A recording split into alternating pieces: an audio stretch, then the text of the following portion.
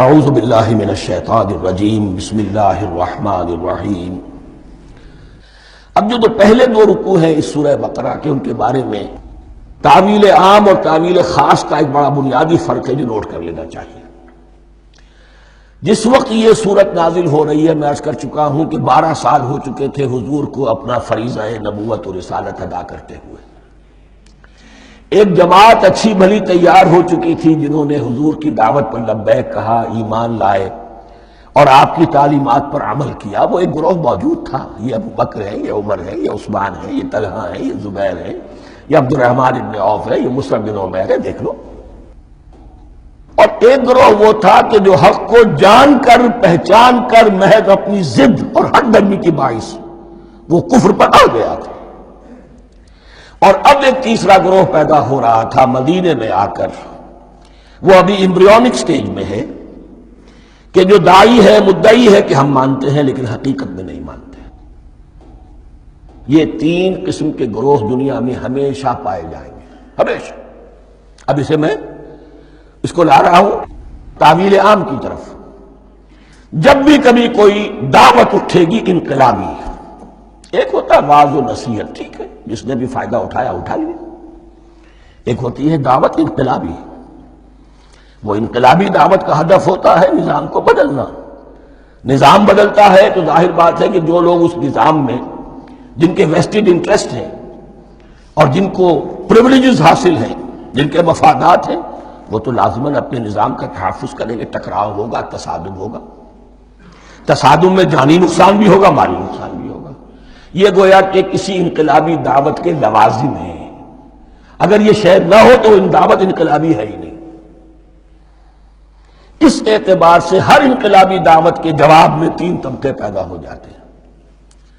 ایک وہ کہ جو اس دعوت کو قبول کرتے ہیں دیانت کے ساتھ، خلوص کے ساتھ، اخلاص کے ساتھ، اور پھر پوری جوان مردی کا ثبوت دیتے ہیں، ہر بعد آباد، اب جو آئے سو آئے، جان دینی پڑے حاضر ہیں، مال دینا پڑے حاضر ہیں، کوئی تکلیف آئے، کوئی مشقت آئے، کوئی مصیبت آئے، کوئی قربانی کرے، حاضر۔ جب پکارا گیا واپس نہیں پھیرا کوئی فرمان جنوں کا، اور تنہا نہیں لوٹی کبھی آواز جرس کی۔ خیریت جا راحت تن صحت داما، سب بھول گئی مصلحتیں اہل ہوس کی۔ ایک وہ لوگ ہوتے ہیں، ایک وہ لوگ ہوتے ہیں کہ جو اڑ جاتے ہیں ضد پر، ہٹ درمی پر، ماننے کے باوجود، جاننے کے باوجود یہ بات تو ٹھیک ہے جو کہہ رہے ہیں، کیسے مان لیں؟ ہماری سیادت، ہماری چودراہٹ، ہمارے مفادات، ہمارے یہ ساری چیزیں ان سب کے اوپر زد پڑ رہی ہے۔ یہ لوگ اڑ جاتے ہیں اور پھر کوئی دعوت، کوئی نصیحت، کوئی مزید افہام و تفہیم ان کے حق میں مفید نہیں ہوتی۔ اس لیے کہ صحیح بات ہے جو کہتے ہیں کہ سوتے کو تو جگایا جا سکتا ہے، جاگتے کو کیسے جگائے؟ کوئی سویا ہوا ہے تو آپ اسے جگا دیں گے، جو جاگا ہوا ہے لیکن وہ بنا ہوا ہے، وہ اٹھنے کو تیار ہی نہیں ہے، تو آپ کیسے اٹھا دیں گے اس کو؟ تو جو لوگ جان بوجھ کر حق کو پہچان کر رد کر دیتے ہیں، پھر ان کے حق میں کوئی دعوت، کوئی نصیحت، کوئی تبلیغ، کوئی انذار، کوئی تبشیر مفید نہیں ہوتی۔ تیسرا درجہ ایسے لوگوں کا ہوتا ہے جو یا تو شروع میں آتے ہی شرارت کے ارادے سے، کوئی مصلحت ہے جس کی وجہ سے اس دعوت کو قبول کر لیا، کوئی ذاتی منفعت ہے جس کے لیے قبول کر لیا، یا یہ کہ شروع میں تو اخلاص کے ساتھ آتے ہیں لیکن جب قربانی دینے کا وقت آتا ہے تو ان کے اندر سیرت و کردار کی وہ مضبوطی نہیں ہوتی کہ ہر بعد آباد، یہ نہیں ہوتی۔